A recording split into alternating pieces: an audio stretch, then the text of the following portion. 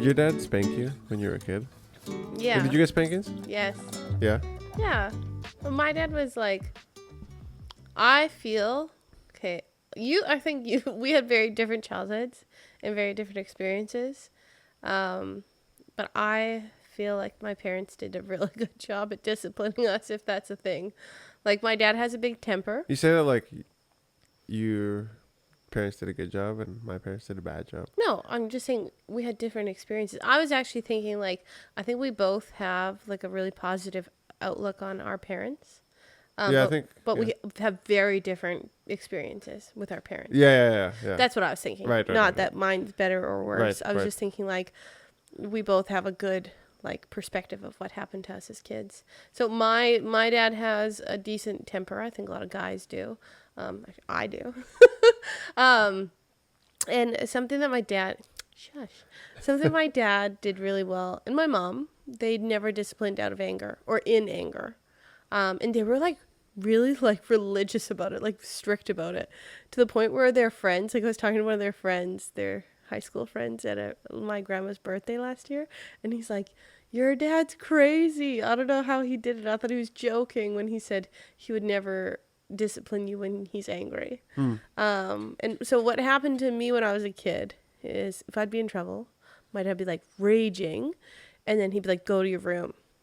And we'd be in our room for like half hour, an hour, just That's depending on how long it would take my dad to calm down to come spank us. And I know my mom spanked us, but it was not as traumatizing. My dad, because you could see the rage in him, and then you had to wait till it dissipated. And you didn't know, I didn't know that was what he was doing as a kid. Right. I just thought he was torturing us in our room with like the stress. And so we'd be in our room for like an hour, and I'd be like putting on 5 pairs of pants, packing my pants with like newspaper, like 3 pairs of underwear, just like trying to like, like sneakily be like, all right, I'm ready for this like good spank. And who got the most spankings as a kid? So like you're what? You're the youngest? I'm the youngest. Yeah. So I bet my brother did, or that's how it feels. My sister probably did, but she got away with probably more. She's the first kid. Not you? I got the least for sure. Oh, really? Yeah, I'm the youngest. Oh. I'm the baby. Oh. So I think like my dad would come down and he would like give us a spanking, but he'd always do like the intimidation thing. He would like take his belt off and like snap it and be like, psh, you're getting a spanking. And we'd have to like be on like in the room, like bend over his bed. Oh. And then when he saw how much like pants we had, how many pants we had on her, like all our like, like sneaky things that were not sneaky, but we were like trying to be sneaky. He'd be like, okay, strip that down, and you like get it in your underwear because you did that, and you're like, he found out, and you're like, no. And he always like a thick belt or a thin belt? A thick one. Oh, okay. Yeah. Heavy. And then and he'd give you a spanking and whatever. It was always terrible, and you cry. My mom though one time gave us a spanking, and my mom would always use her hand. Oh, welcome to the snot show, everybody. John's got a cold. Excuse him, he's blowing his nose tonight. We tried to remedy it. It's just what it is. But anyway, my mom would come down and give us spankings. And my brother, one time, we're all lined up, all 3 of us, butts out. Mom's like giving us spankings. And my brother laughs. And my mom was pissed. And then we really got it. And then it was so funny because after, we all had like a group meeting, like so all us like kids. And we're like, what are you doing, dude? You cry. It doesn't matter. It's good. If it doesn't hurt, cry. Just cry. Like, just put on the show for mom so we don't get it. Just fake it. Yeah. That's the rule. If you get disciplined, you cry. And then the parent feels justified and like they did a good job. And then we all move on. Yeah, exactly. You don't laugh. You never laugh. Like if he had done that to my dad, oh my gosh. I would have lived in like terror. We would never have done that. So I was just looking this up. Proverbs 13:24. I remember this because somebody was talking to me about this once. Those who spare the rod hate their children, but those who love them are diligent to discipline them. Yeah. Well, like, okay, when I look at my parents. The rod? Yeah. So intense? But when I look at my parents did discipline us. And they did it without anger, and they did it in love, and they did it in a structured way. Where at the end of the day, I always got told after I got spanked, I do this because I love you. Yeah. You did wrong. What did you do? Yeah. And I was always like, yeah, you're right. I never felt bitter about it. Yeah. And then as I got older, spankings meant less. And so they started taking away the things that meant something to us, like ice cream or I don't know, like friends or cell phone or whatever. But they always followed through. Like when I was You were grounded for a year, weren't you, once? yes. So I what is lied. grounded? Explain to people what it means to be grounded. I lied to my parents about So what does it mean when you get grounded? Oh. In general. it. Just It means that means- something's taken away, or like No, you get usually stuck grounded. home. Yeah, grounded is usually like you're not allowed to leave the house or your room, and like say you're grounded for the day. Like if you did something bad on Friday, your parents like, hey, tomorrow you're grounded all day, so you have to like stay home Yeah. all day. You can't go hang out with your friends on Saturday. So I lied to my parents. My friend and I got caught swearing or something. Okay. Dude, And then I told him, no, Bunch of I don't rebels. swear. And then I think I did it again or something. And then I got grounded for a year because I lied to them. dude, And what my grounding was I was not allowed to leave for school. I live really close to my middle school. And so I wasn't allowed to leave for school until 5 minutes before the bell. I had to be home every lunch hour. And then I had to be home 10 minutes after the end bell. Every day for a year. And if I had friends over, they were not allowed in my room. We had to sit in the living room. And I was not allowed to go stay at friends' houses. It was for a year. for a year. It was brutal. It was That's so intense. brutal. Yeah, it was brutal. They like really like stuck with it. I think mostly because I had a friend that was a little bit interesting in her life decisions, and they Oh. were trying to like get Steer me. you? They were trying to steer me away from being as Huh? close, which Your it, friends have a huge effect on the person you it become. did work. I will say it Yeah. did work. So It's a good call. props to them, but at the same time, I remember as I got older, like when I was like 18, I was like, Mom, that was traumatic. I don't know what the heck you guys were doing. Like I kind of gave her a hard time for it, and she didn't talk to me all day. She was so upset. Oh, really? Yeah. Yeah. When was this? It's like when I was like 18. Oh, really? I remember being like, what were you guys doing? That was awful. Like I gave her a hard time for it. And then Mom was so upset. Like we were doing our best, you know? Like, Right, yeah. yeah. And you? Yeah, my parents disciplined me, like spanked me Mm-hmm. when I was growing up. But it was normal. I don't know. There was none of this like wokeness around like disciplining your kids, like with like physically disciplining them. Yeah. And so it wasn't like a weird thing. It wasn't like, I don't know, I don't feel scarred from it. My parents are probably like way harsher than most parents are, I'd say. But like it's always like a progressive thing with life and with generations. Like they were, like my dad was way less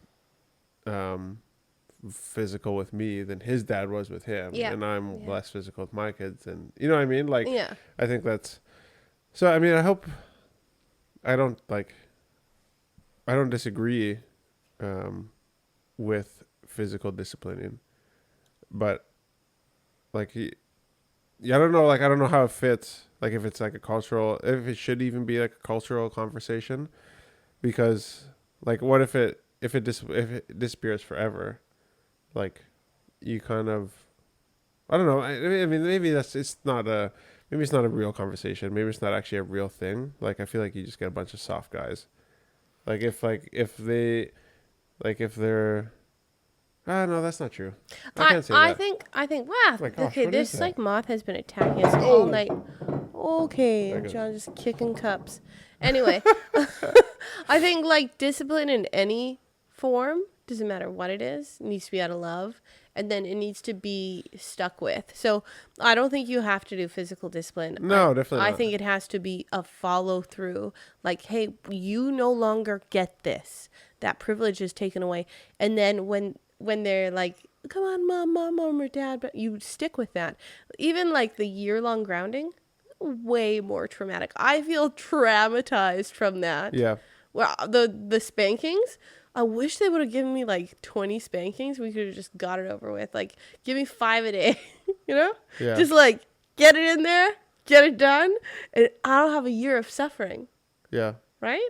I think Yeah, it's weird how different people react differently to those kinds of things. Like I understand why people don't spank their kids. Like if that's not something they believe or not something that they want to do. It's probably because it was like not done in a way that was loving for them, you know, or for somebody Yeah. that they knew, or for their parents, so their parents didn't do it to them. I never felt like my parents like were doing it out of anger, like they didn't like me, so they didn't ever have that emotional effect on me, right? Yeah. So it definitely depends on how it's done, but just like having like a blanket opinion of like everybody should get spanked, or like nobody should be spanked.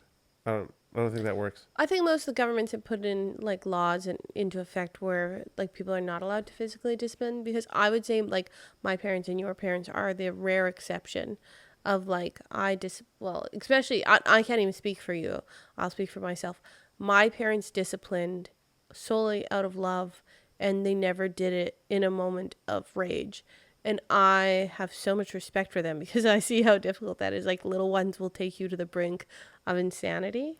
And so I think governments have had to put laws in because most people actually do get to that point of rage and take it too far. And so that's why those things have been implemented, because people do not have self-restraint, and they are not doing it in love, and they are not doing it to further their kids. They're just doing it because they're pissed off. Yeah. So- Yeah, I'm not even talking about like physical discipline, but like sometimes if you like wait too long, like if you like as a parent, because you're angry and you don't want to like even saying something like, you know, you're gonna give them say ice cream or whatever it is, Yeah. and you're like, okay, no more ice cream then, like just in your anger. Yeah. Like if you say something as a parent, you should stick with it. Yeah. And so sometimes I work myself, I have to be very careful so I don't work myself into holes where like I make a promise that like I don't want to keep. Yeah. You know, Yeah. if you do that, like you won't be paying, like you'll be in your room all weekend. Like I haven't said that, but it's like, you know, I've said stuff like, if you do that one more time, you're not gonna be going after you're done like doing your chores. Like you're not going to play with your friends this afternoon. You'll be in your room. You're gonna come eat dinner. You're gonna go to bed. Yeah. And then it's like, shoot, now I have to follow through on Can that. I follow through with that? Yeah. Because it's also like the patience of a parent to like when the kid's crying in there, they're like, Mom, like, please, I'm so sorry. And like, they're like pulling at your heartstrings, and like, just, you're like, oh my gosh, I feel weak. I feel like you should just come out and I should just hug you and we'll make up and then everything will be better. But I think like, they don't learn. Yeah.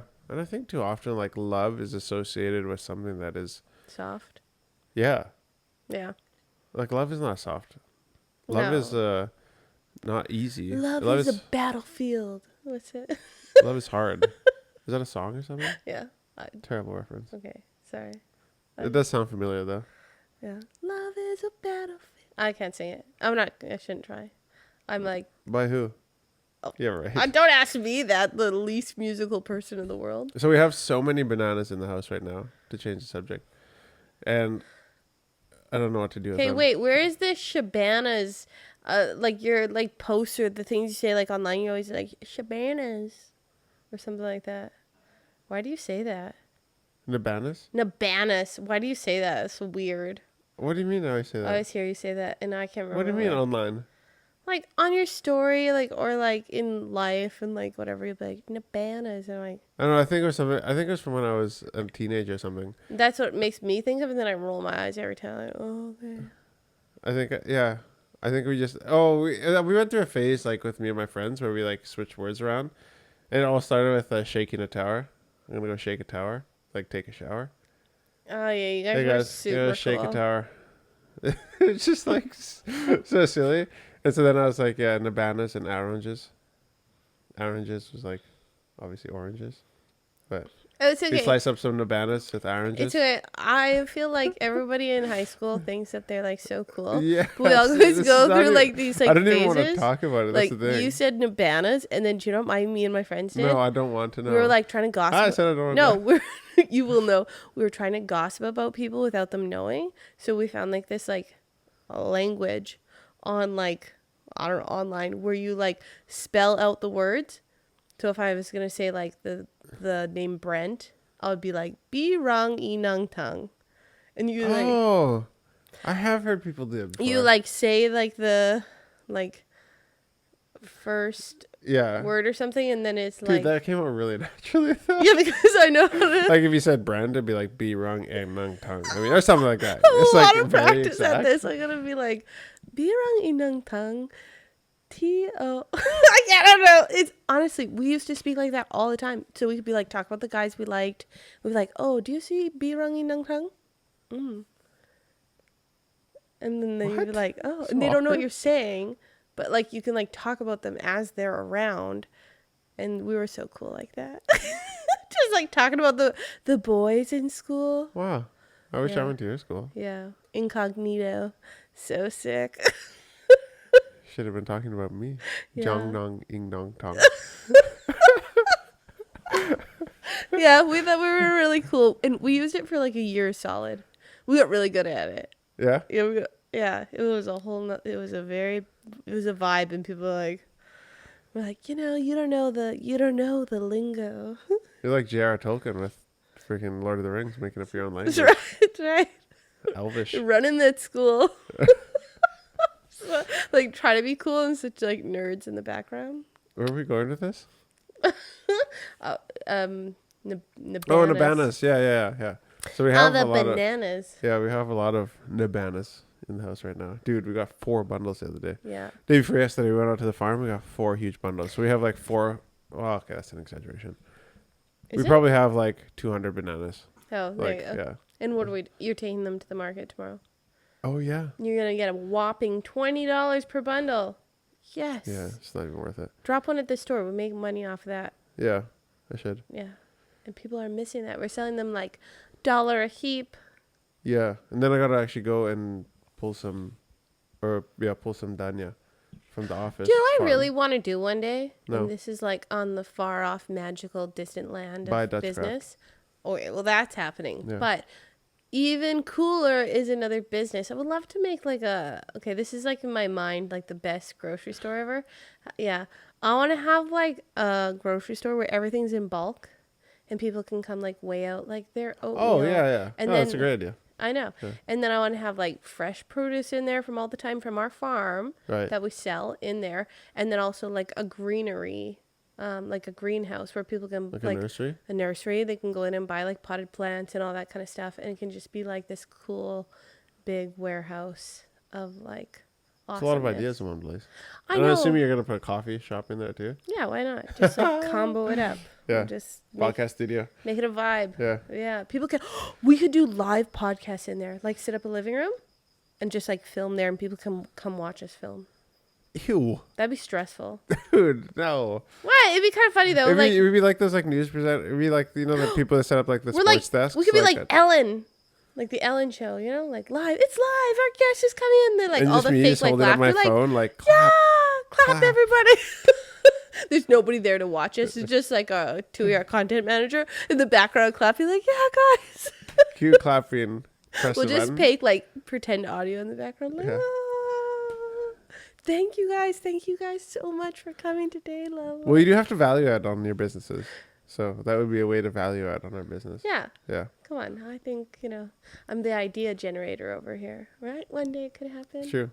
You're the chat GPT of business ideas. Yeah. Thank you. Thank you very much. So, yeah, tomorrow. Oh, and I got to glue my shoe tonight. The heck are you talking I about? have to glue my shoe because we have a business meeting tomorrow. And my shoe flapped open the other day. And I got glue. And I haven't glued it yet. So don't let me Okay. forget The to blue do that. ones? Yeah, the blue ones. And I don't have... What? You don't like them? I like those shoes. Oh, yeah. It's very limited shoe supplies here on these islands. So I am... If I had the ability, I would be a sneakerhead.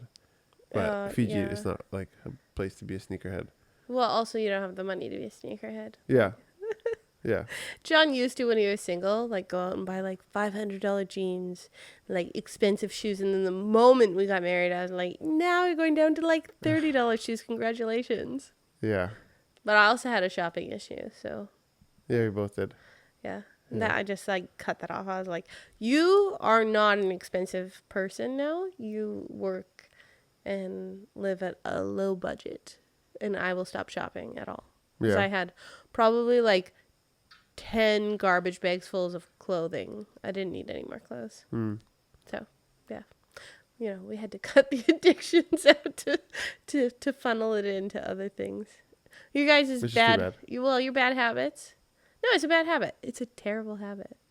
Your bad habit has to stop for you to progress further in life. Yeah. You can't continue with bad habits. You have to look at them and go, that was a terrible decision. Stop doing that immediately. And then progress on to other things. And we had so much more fun, like being able to build our 4x4 to go camping. Yeah. We invested a lot more in like experiential investments, I guess, if you want to call them that. Yeah. Like investing in memories. Yeah. And times together. Yeah, we had a lot of fun. Yeah. So I wouldn't take that back.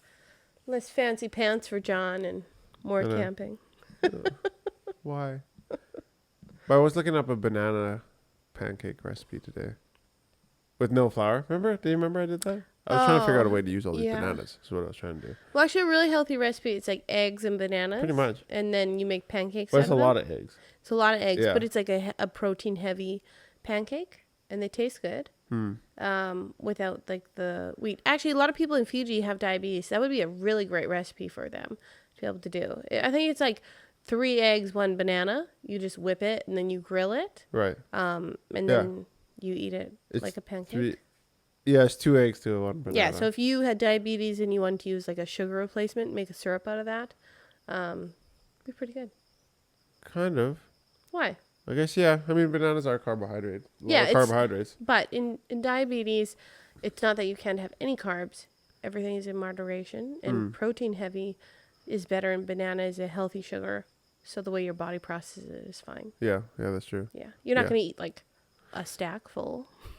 Or you shouldn't. Oh, it'd be so heavy. So we started Bible study this last 2 weeks. Okay. At the shop with the staff. Or the staff started a Bible study. Yeah, that's what you're talking about. Yeah. How's that going?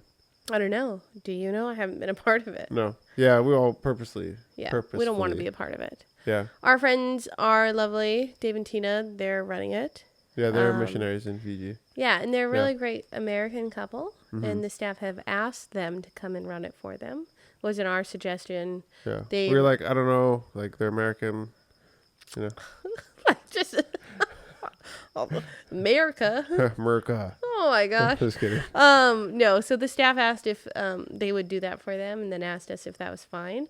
So during the week, I think on Tuesdays they're doing Bible study upstairs. And so John and I, if we're around, we're trying to cover the shift for them just for the half an hour that they're up there. Yeah. And so far, I think all I've heard is good feedback. Yeah. Our manager said it's awesome. Actually, last week. The first week was really, really convicting. Yeah? For the staff, yeah. Oh, okay. I didn't. Well, somebody quit after the Bible study. True, but I don't think it was. No, it was that. Somebody had some personal stuff going on that led to them walking away. And we were like, what did you guys say? Like, can you never do your Bible study ever again? Just so convicting. It's like the first one. It's like wow, you guys It really... was just bad timing. And, yeah, it was just bad timing. And also, like, that person is working back into the fold. Yeah. So don't stress about it it's too all good. much. But it was funny. I was bugging him. Were Dave you? about that. Yeah. Okay, good. You were like, can you be careful? Can you just tone it down? Like, you don't have to start off so aggressive. Like, you have to convict them so much. That's terrible. Anyway, but it's great to have a space where our staff can, get together and do that kind of stuff. And, and it's good for them to have some guidance outside of us about how to pray for each other, how to work together and live together and push each other towards Jesus more. I think it's fine for us to continually push them, but we're in the position of their boss. So, like, they kind of have to nod and smile. Yeah. They get paid to nod and smile. Do you know what I mean? Like, yeah, they can take stuff to heart, but at the same time, like, you do employ them. So, anyway, I just think it's good for them to have an outside source. Well, the reason that we wanted to do, I mean, this is what we want our companies to be all about, is keeping the most important things as the most important things. And so the purpose of, it's a very short time that they have together. It's like half an hour a week. But the purpose is to initiate a dialogue or a conversation that can, like, carry out throughout the week, so that it gives substance to their existence at work, I guess. Because, like, I mean, we're not, like I said, I think I said it yesterday, like, we're not building rockets, right? Oh, this is a Bible study. So we're like, it's not like we're doing it. Your Bible study? Yeah. Yeah, when we were at our Bible study in the evening, I'm like, we're not building rockets over here, we're just making coffee. Yeah. So it might as well be a place where there's also like some personal growth happening. Yeah. And that's what I want all our businesses to be about. People are not forced to go to the Bible study. No. It's totally up to them. Yeah, they can Christians, go or not. Muslims, whoever you are, you don't have to go to the Bible study. No. So And I think it's nice, like, at work, I think, like, we're always talking, or I'm always talking to the staff on the side about just, like, how are you and what's going on, and if they have personal issues, like, okay, well, maybe try this, or look at life this way, or, trying to push them personally. yeah. I think, like, it's good to push, as you guys develop. Oh, I see it. Sorry, I'm distracted. There's a grasshopper jumping around the house. I thought it was a moth. That's why it's so aggressive, but it's on the ring light. I think it's there to stay. But it was just bouncing around like crazy. But Dude, so much energy. yes. Yeah, anyway, I need think some like grog. with the staff, like it's good for you to push them in the direction of like keeping standards. Yeah. And then I just like hearing them out and kind of pushing them towards just like personal growth and development. And Yeah. I think Well, I mean, like, it's such an easy, it just makes so much sense. Like, the majority of our staff are Christian faith. Yeah. And so the intention is that you have a bunch of Christian people that love in the way that you want, that you want them to love the guests, right? Mm-hmm. And also the other people, the few staff that we have that aren't Christian, for them to be surrounded by people who love Jesus. Yeah. And so to create that culture, that workplace, like yeah. it's kind of like Chick-fil-A, like run by a really, really, devout Christian guy, and like his beliefs and ethics and values like run very deep, and like They a lot of, translate. Yeah. it translates into everything that they do, not only with like the way that they train their employees, but then the way that the customers get treated when they come into the shops, right? And it's like, it makes, like what I was saying is, it makes so much sense for us to do a Bible study, because like, why not, apart from personal, everything that it is personally, like relationally, why not try to model the man who changed the world the most in a very, very short lifespan that he had on earth. Yeah. And so like model after Jesus, like the best customer service guy ever. You know what I mean? It's interesting, like the change between like training people in Canada versus training people in Fiji. Like in Canada, when I'm training my staff, I'm very rigid and very professional. And we do not speak about intimate things very often. And it's very difficult to relate things back to Jesus because people take offense to that. So you first have to build up rapport with people, and then you are welcome to speak into their lives, or, that kind of thing. Yeah. And in Canada, I found like, well, none of my staff are Christian ever.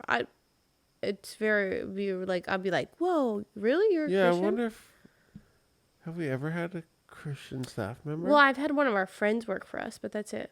Yeah, okay. But that's Other different. than that, Like yeah. I already knew them. Yeah. I hired them because I knew them. Yeah. But in Fiji, it's like the population is like 50-50, like half Christian, and then the rest of the population either Hindu, Muslim. Muslim, Yeah. And so here it's easy because you can relate to people, especially when you're hiring Christians, being like, this is why we would serve people this way, because Jesus served them. Yeah. And it's so nice. It's so like refreshing to be able to just say like, the reason why I practice business this way is because I believe in these things. Yeah. And like, I have translated that in Canada as well, like with our manager and things like that, as much as I can. But it's easier here because we can be more blunt about it, I think. Right. Like, you serve your staff as a leader because Jesus served his disciples as their leader. He washed their feet. He became the lowest, even though he was the highest. Dude, best barman of all time. Jesus. Right? I mean, like when it comes to like waitressing or like being in a restaurant. Hey, we have no more wine. He's like, just take this water, just turn it into wine. Yep, sure did. Dude, getting tips. Okay, so something that I constantly talk about in Fiji with people is like, there's a lot of legalism Meaning there's a lot of people that are like, follow the rules. Can't have this, can't do that, can't do this. And I'm like, I don't think that Jesus was very legalistic. Like, he is at a party, people are already drinking, and they said, can you make us more wine? And he is like, sure, I'll turn the water into wine. When he lays out his, like, scriptural laws, he's saying, don't do these things because your life will not be as beneficial. It will not benefit. If you get drunk all the time, you will make stupid decisions and your life will have a downward trajectory because you'll have an alcohol problem or you'll make dumb choices because you're drunk and you're out of control. You know? So it's still a sin. It's still sin. Yeah. Because he's saying don't do these things. Yeah. But the other thing is that you have to keep in mind is that he's already forgiven you for those things. Yeah, that's the thing. So the sin has consequences in the now. Yeah. But he has already forgiven you for it. Yeah. So he's saying don't do these things because your life will not flourish as much. Yeah. But I've forgiven you. Yeah, well, So- he came to, like, the law still, like, his commandments are still his commandments. Like, so we still have to abide by them. But Yeah. he came and he broke the law. So we don't, if we break the commandments, it's all covered. We're still good. But you abide by them not because you have to. It's because It's you what's best want for you. to, and that's what's best for Yeah, you. And you're that's flourishing. the beauty of it. Mm. If you screw up and you don't do those things, he still loves you. Mm. It's not that you can't do those things. He's just saying, go ahead, do those things, and watch how your life is not as good. Because Well, I don't know if he's saying go ahead. no, Like, I think no, but I if don't know, that'd no, be a he's stretch saying in you it. have no. I think you have freedom now, but if you want to live your best life, don't do that. Well, that was always it. Kind of, not really. Not before Christ died. When Christ died, he said, okay, you're now free from the law. Prior to that, you were not free from the law. If you didn't follow those things, you were not walking towards salvation. You had to abide by the law. And now we have freedom and choice. And I think God's saying, if you do not, Yeah, well, your way into right standing before was to go make a sacrifice. yeah, Like now, it's just like it's once and for all covered, yeah. right? I'm not saying that you can just live the way that you want to, just because you want to. Like, you can, but I don't think that means that you love Jesus. I think if you really love Jesus, when, like, let's say I love you, right? If I just live the way I actually want to, our relationship is not going to go that well. Right. Because I love you, there's certain things that I'll do because you like those things or that makes you happy. And so in relationship, you give up some of yourself to make sure that the other person is happy because you love them. Right. That's a relationship. Mm-hmm. Relationship with Jesus is you give up some of those things because you love that person. Yeah. You know, you'll still sometimes act in selfishness, and he's already said, I forgive you. But it will hurt your relationship with that person, Yeah. right? Yeah. So, We were having an interesting conversation at Bible study last night, and somebody asked, like, can you love God and not talk to other people about him? I would say no. I would say We had a like, conversation about, like, well, can you love, like, your spouse and not talk to other people about them? And I was like, I don't know if that's a perfect like analogy. Like, this isn't a conversation, right? So I'm not saying that the conversation was perfect. I'm saying that this was just what we talked about. Because, like, I guess I talk to people about you. Like, but I'm not, like, going out and, like, telling them about you because I love you so much. So I don't know if that's a perfect I analogy. think what it is, I think like part of that analogy is like, if you're spending time with someone, you're doing things with someone, they have to come up in conversation because they are part of your life. So when I'm talking, I don't typically tell stories about you, or I'm not like, oh, John this and John that. But I am saying, oh yeah, John and I went the other day to Maui Island Yeah. because we did that together. But okay. For all you Western people, we're all going to say Naui, or Australian Naui. And I still have a hard time. Because it takes a moment. Like, it takes effort for me to be like, now we. We are the Waka family. Not Waka. The Wackas. Wackas. The Oh, yeah, Waka family. Wackas. That's very Australian. That's how Australians say Yeah, it. that's Waka right. family. Yeah. Like so we're on a totally different tangent now, but when I was in school, maybe we already talked about this. How we were like, the secretary would. Is that what she's called? Yeah, the school secretary. Yeah. Like when it goes over the announcement. It's not Star Wars. I am your father. It's the secretary of a lifetime. Can Jonathan Beatty, or is that Jonathan Beatty or Jonathan Batty? Yeah. Jonathan Batty, please come to the John office. Body. Again. That's what I got all the time. John Body. Jonathan Batty, please come Well, to the at least office. they said Bati, not like Body, like at church. Oh, and they couldn't in our church in John Kelowna, Body. they would say John Badasari, not sorry, but Yeah. John Badasari. Then they just cut it off there. And I'm like, okay, number one, you Jonathan.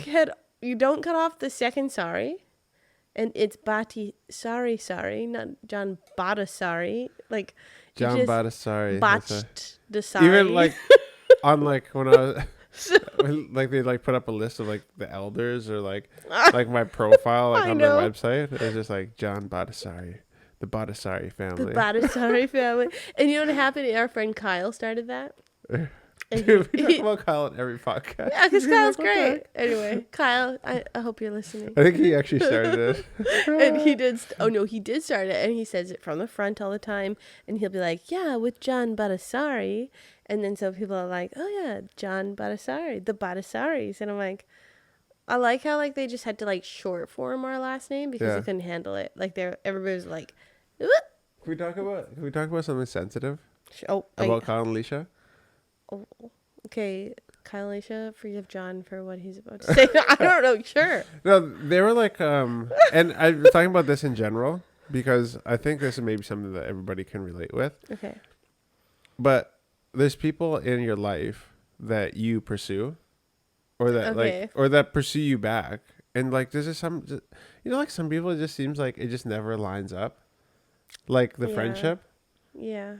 and like it was like I think it was mutual both ways, Okay, like for so us and I them. think So you, these you are some. are like really being so freaking vague. So we have a couple of friends that are youth pastors and working and things like that, and they're awesome. And I think when we're together, we actually do connect quite well. We have a great time. Yeah. But it's not been ever been a friendship that's been like everlasting. Like it hasn't grown into like this beautiful like relationship where you're like we're best friends. Yeah. Or something And, like and it doesn't have to be that. No. It doesn't, like some relationships like even some relationships that are the best thing ever die sometimes. Yeah. Like you move away, like well, things and change. It's funny because with this specific couple, John and I just like adore them. Like we think they're great. Like Kyle's so funny and Alicia's brilliant. Has done all our brand management for Waka, and I think she's great. Mm-hmm. And I feel like when we get together, we have a really good time. On our end, John and I have felt that we've had to pursue them, not just as friends, but because they're in ministry at our church. And we felt like they need someone to love on them. So Yeah. when we were there working, we would purposely seek them out. And Yeah, not like that- probably not as often as we should have.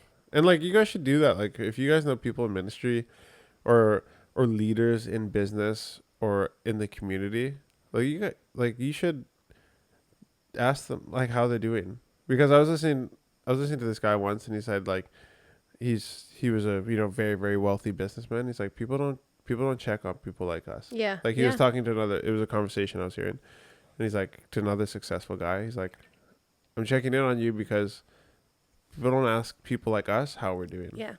People just assume that we have it all together. Well, I think that's the same as pastors. Yeah. I think Yeah. like Kyle was doing youth ministry, and I think that John and I could see like they're always so busy with work and so busy with their lives, and that they had friends, but like who were they doing life with, or who was checking in on them, or just kind of like loving them because we wanted to.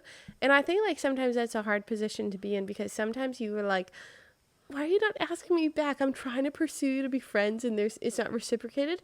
And then it is your job as someone that is trying to love on someone intentionally to push past that, to go, you know what?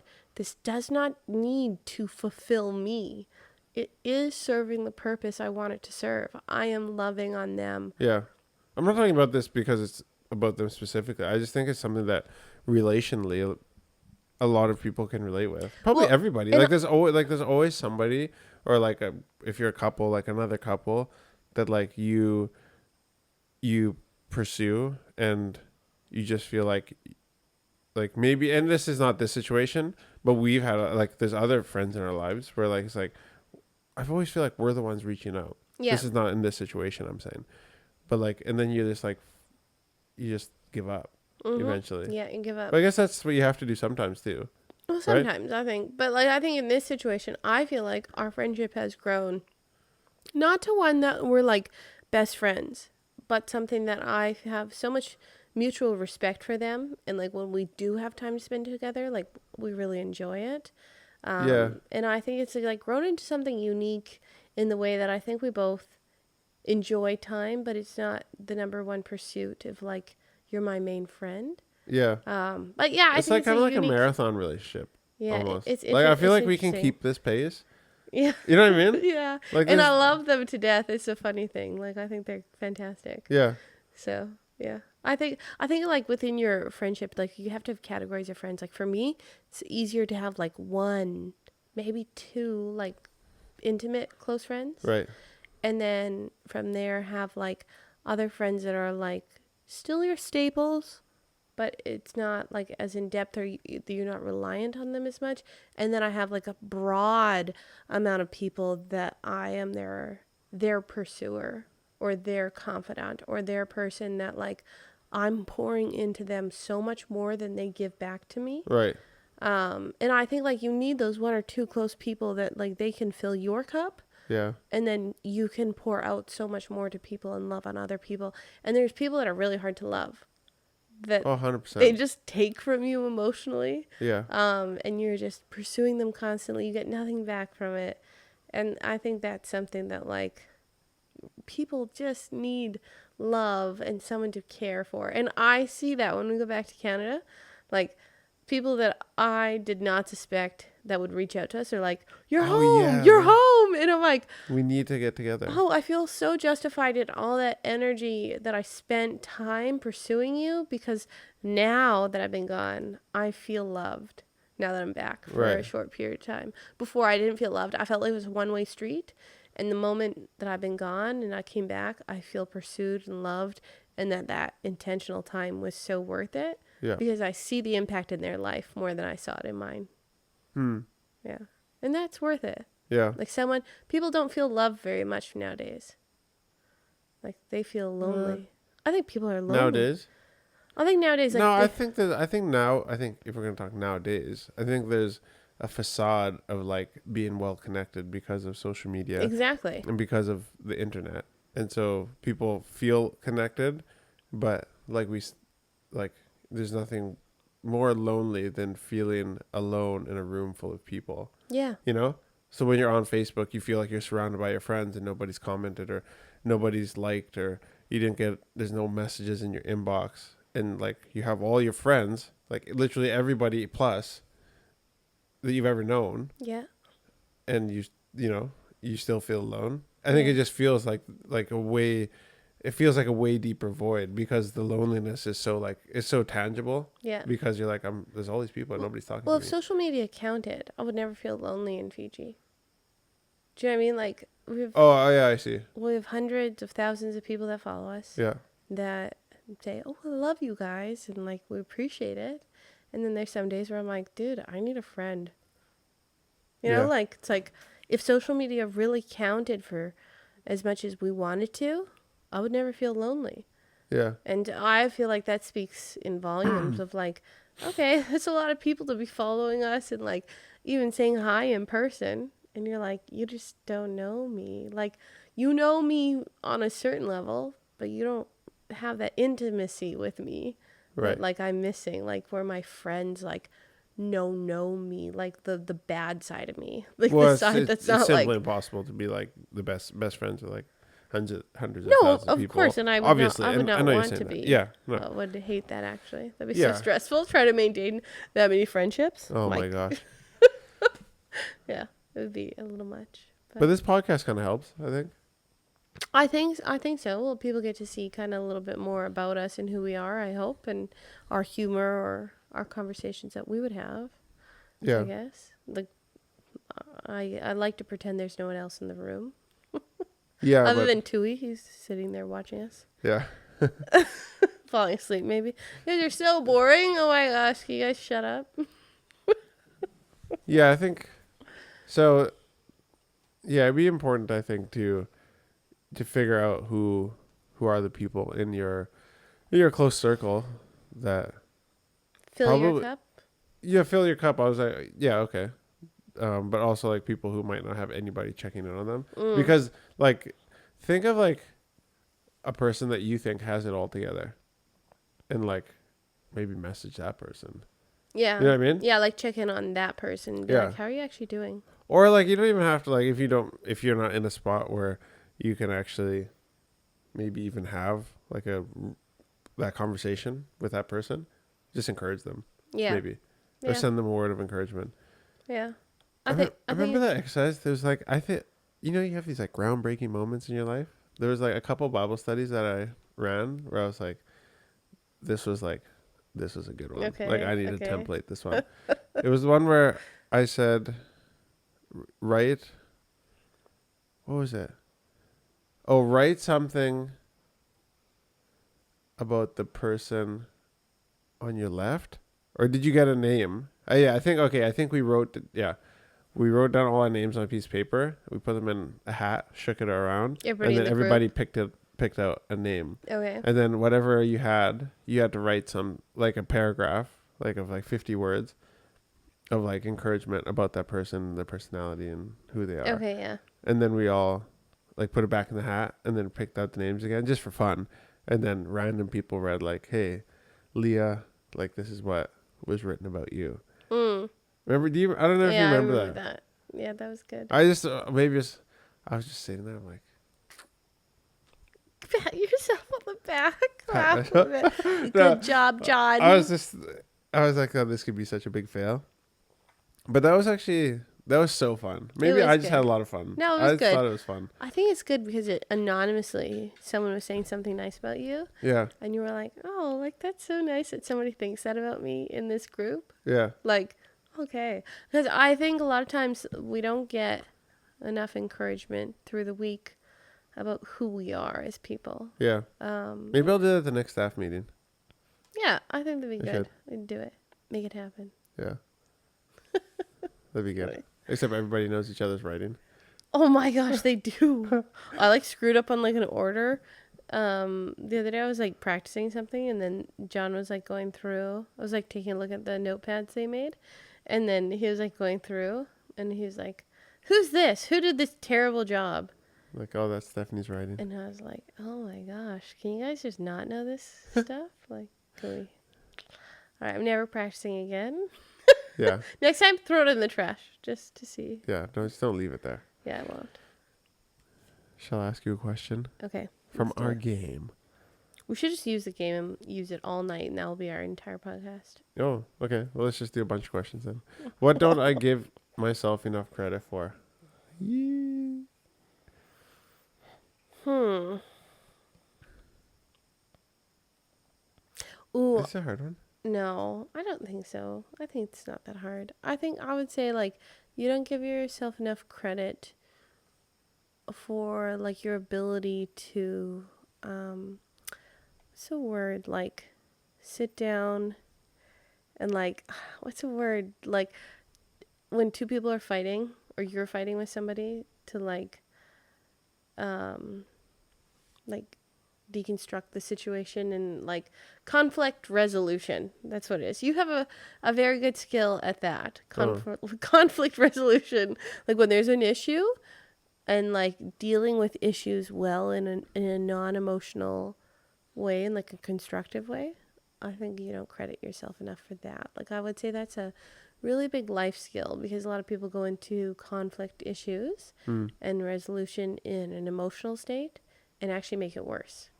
Coming out the other side, I do that. I make it worse sometimes. Yeah. You might do that. When it's really no, I can do it in work.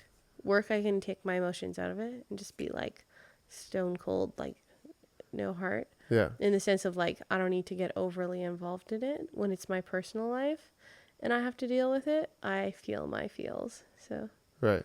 yeah. Yeah. So yeah, you have to ask me this question. Okay. What don't I give myself enough credit for, John?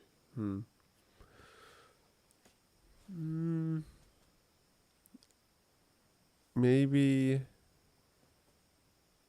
I think people. Maybe this is not the right way to answer this question, but I don't think people understand like how good of a mom you are.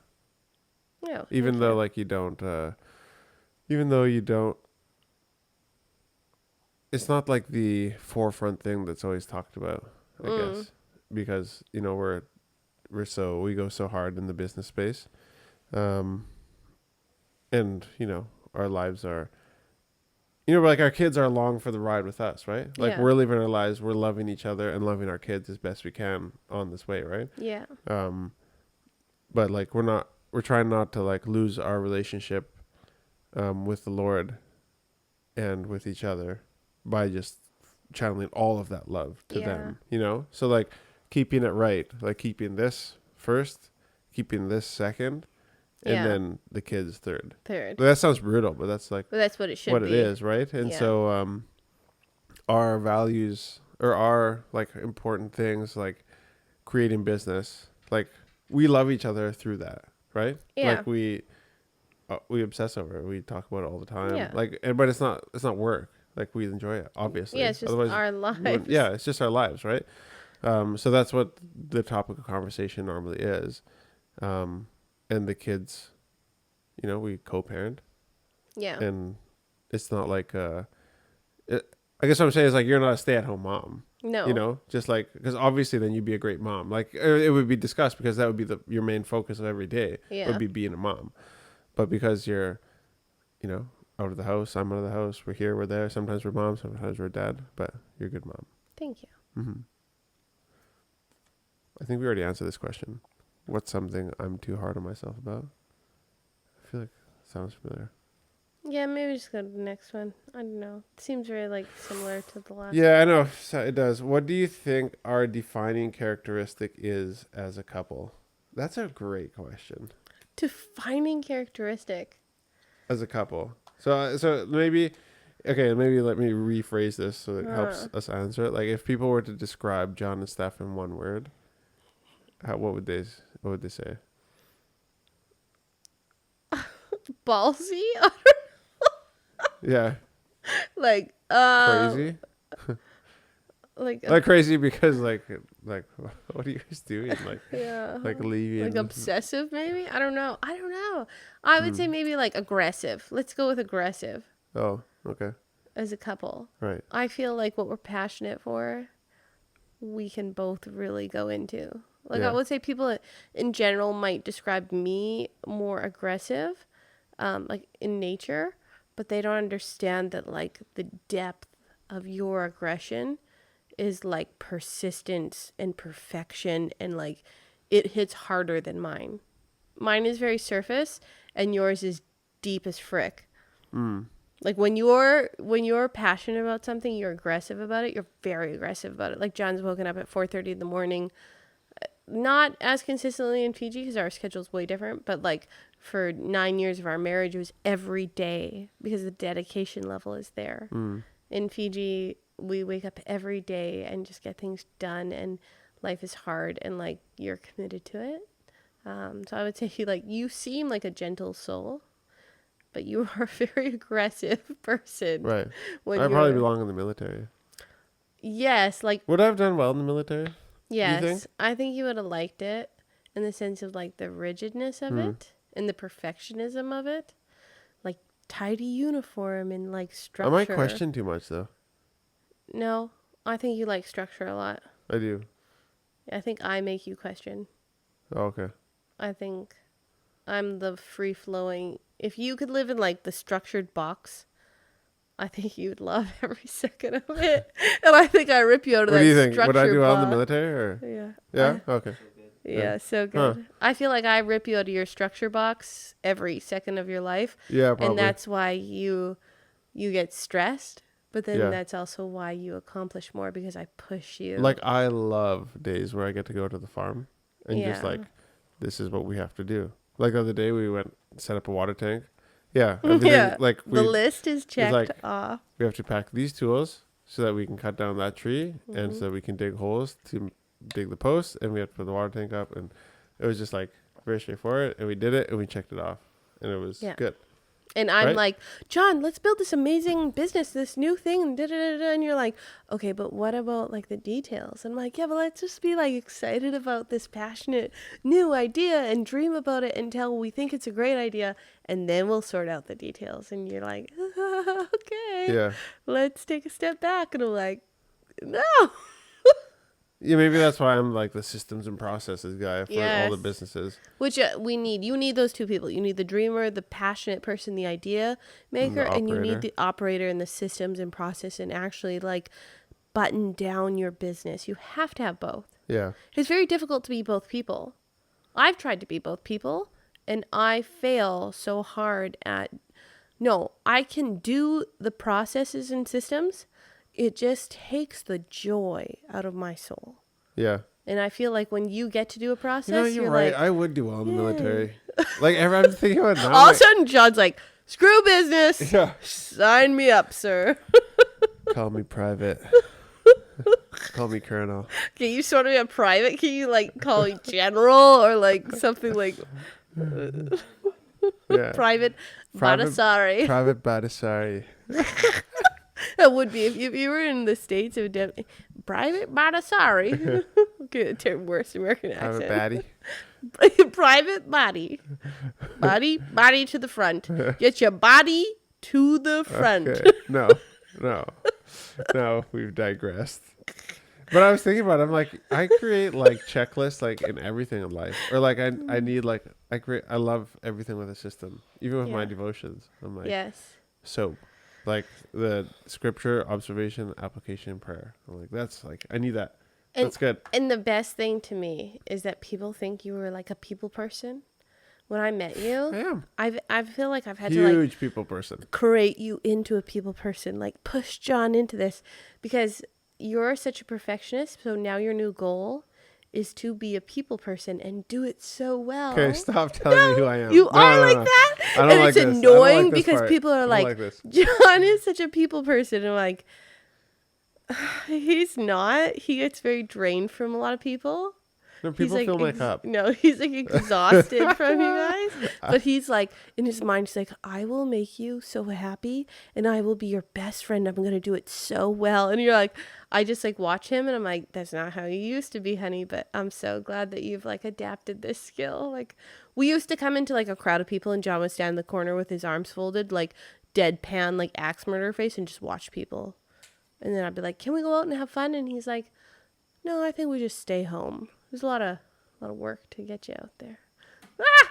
Oh, sorry. Where is he? He's up on the window ledge. The grasshopper is attacking everybody. Yeah. Yeah, he landed Is on it? Tui's head. Can't believe he didn't scream. I'll be screaming. Oh, scary. Oh, what? All right, last question. Hey? Last question. Okay, this is a good one. Maybe we have to get this game. We have to get another one. Yeah, okay. You know, if somebody wants to start a podcast, just buy one of these games. It's called We're Not Really Strangers. You could actually podcast just from this game if you're like wanted to podcast with a Yeah. friend. So this is a couples edition. Get the sex edition. I'm There's a sure sex people will edition. listen to your podcast. Um, Let's talk about and sex, there's baby. the friend edition, I think, is one most people do. But you could like just ask intentional questions. Yeah. So like It's a good. good conversation. And it helps your relationship. So even if you're not podcasting, Yeah. get it. It's great. It makes you actually like dive a little deeper, guys. What do you wish we did more of? Oh, we've already answered this one. Have we? Yeah. Okay. Next. I'll try one more time. Woo! Grab him. The grasshopper Grab is him. up! Oh, sorry. That's my reaction with all flying things. brooms, the little, cockroaches, sassafras brooms, and grasshoppers, and all the flying things. Like, ugh, gross. You know what? I cancel this. These are gonna be too big. I cancel this? I'm gonna grab a question and ask you. Don't be a wuss. Oh. All right. What weakness of yours do I help compliment the most? What weakness of mine? Maybe the one we were just talking about. Well, maybe that's just because it's at the top of my head. Like how I'm not a person that gets, I'm not like a big people person. But I think you can create the facade that I am, which makes me look better than I actually am in a group of people. Well, I think that's like your new goal. I think that's what it is. I don't think that's me. Oh. I think you've changed like I've changed. My whole personality's changed. your whole. I'm a big people person now. Big. His personality's not changed. His goal in life has changed, and so that makes him adapt. What is to my that. personality? Well, I blow my nose. Explain my personality to people. So John's personality is like a goal-oriented perfectionist with like consistency. Oh, sorry about that, everybody. Yeah, so he likes details and he likes accomplishing his goal. And at the same time, he likes steady friends with not a lot of change. That's John. If he's going to box you in, you're welcome. He hates that. It's weird. How does a person like me not like change? You don't But like okay, change. so my goal is to, like, whatever my goal is, I can adapt. Because my goal is to create companies or create opportunities for people to be employed and to have the most innovative company in the South Pacific, like we always talk about. Yeah. Because that's my goal, I can then change, or I can adapt because it's my goal. That's your goal. Yeah. And that's same with me. Like, when you have a goal-oriented personality, I ran a cleaning business, or we still run a cleaning business. I hate cleaning. If you watch my face while I'm cleaning, it's like the most snobby face you've ever seen. Like, I'm like, my nose is all like scrunched up. But I do the best job. Not that I'm a good cleaner, just because my goal is to do the best job and be the most detailed person in that moment. If you talk to John, he knows I am not a details person. I'm a vague, broad person, and I don't really focus on the details ever. Yeah. But in that specific arena, my goal is to be a perfectionist, and so I am. Yeah. So I think it depends on who you are and your personality. You can focus in on your goal and get there and accomplish it. So your goal right now is to deal well with people and build relationships and build businesses, and that's all part of it. The change part is difficult for you. Like even moving here. I didn't think that this is my ideal life. I remember still having to push you to it. Yeah, I'm kind of like a conflict with myself at the best of times, I guess. Yeah. Like in the deepest parts of myself. Like I want to do it, but all the ducks are not aligned. Yeah. Like having these goals, but then at the same time, like everything needs to be perfect before we can move on. And me, I'm like, we have no money. Let's just go. Yeah. Who cares? It will sort itself out. If we're going to do it, let's do it while I'm not old. Yeah. And we'll probably, waiting the whole year to plan out what we're doing, that was for you. If it had been up to me, we would have probably moved within 3 months, because that's like the max amount of time I can like be passionate about the change. By the time we moved, I was like kind of regretting, like, I don't know if we should move. Right. Like, I'm kind of next dream, like, can we go on? Let me ask you this question. The next thing. What weakness of yours do I help compliment the most? I think just for not repetitive sake, I'm just going to pick a boring, minute thing, but it's important in life. I have become cleaner as a person, just in general, because you are very focused on tidy, and I have become slightly more tidy. You do not agree with that. However, if you could have seen me prior to being married to John, I was way less tidy. Do you remember going to my room when we were dating? Yeah. Disaster.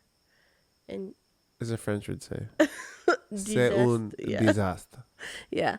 And so I've done better with that. We have different views on what clean is. Mine is sanitary. Yours is tidy. Yeah, that's true. And so I've tried But to when be... the two meet, it's a Yeah. marriage in heaven. When I will s- tidiness and true cleanliness meet, when folded laundry and a spray bottle with bleach meet, it's a beautiful thing.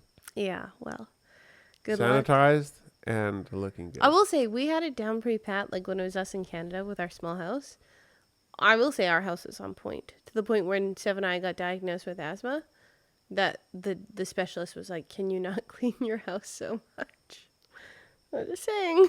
Oh yeah, it's true. So I feel like that was it. That's Were we gonna we do some blended questions from peeps? Oh yeah, I think we can do a couple, and then we probably Let's do one. wrap it up. Okay. One question from the peeps. He means people online for translation in John slang. Oh yeah, The peeps. What? we get this question so much. What was the biggest challenge for you transitioning to living in Fiji? I find it like very like it's a good thing that we get this question. It's just well, I'm wondering why people want to know, like why so many people want to know the answer to that question. I know, because people are considering moving here themselves. Right. Or like, I like this question better. What's it like living in Fiji as a Canadian? Did you find it hard? Or what's another version of that? There was another question. I don't even want to answer that question because you answered it so much.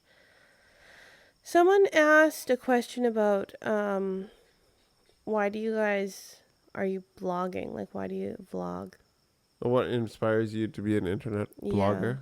I like that question better. I feel like we answered the other one a lot and people are going to be bored. Okay. Like, we know. So what inspires you to be an internet blogger? Well, number one, you always tell me it's not blogger, it's a vlogger. It's a video log.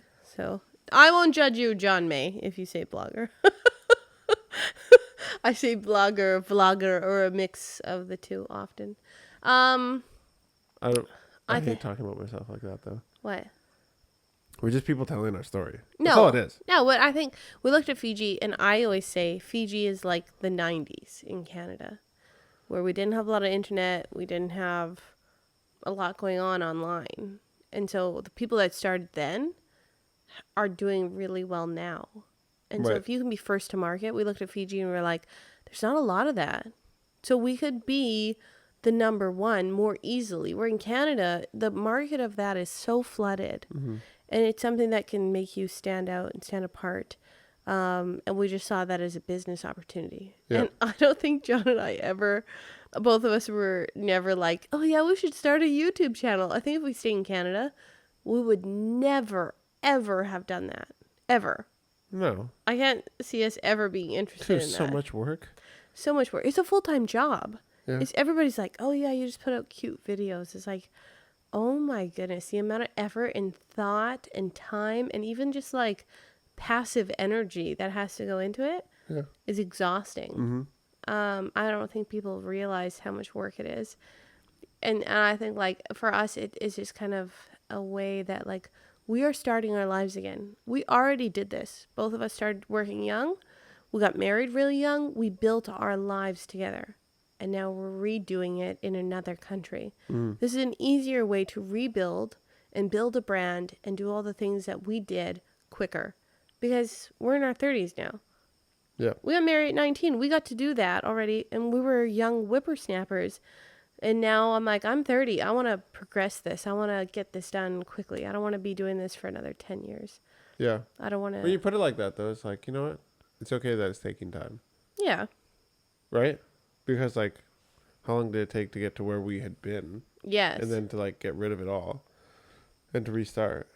You know? Yeah. Well, and I think sometimes, and plus, we're doing the most important thing. Like, we're raising 2 kids. Yeah, and they love it. And they love it. But, I mean, I'm saying, like, but now we have bigger priorities in life. You know? Which is not the best for business. Well, that you said that to me the other day. like the kids and all this stuff. It's like so hard to be an entrepreneur and like thrive in accomplishing what your goal is. But let it take its time. It's fine. Yeah, it's okay. I mean, but I mean, even Paul says it in his letters.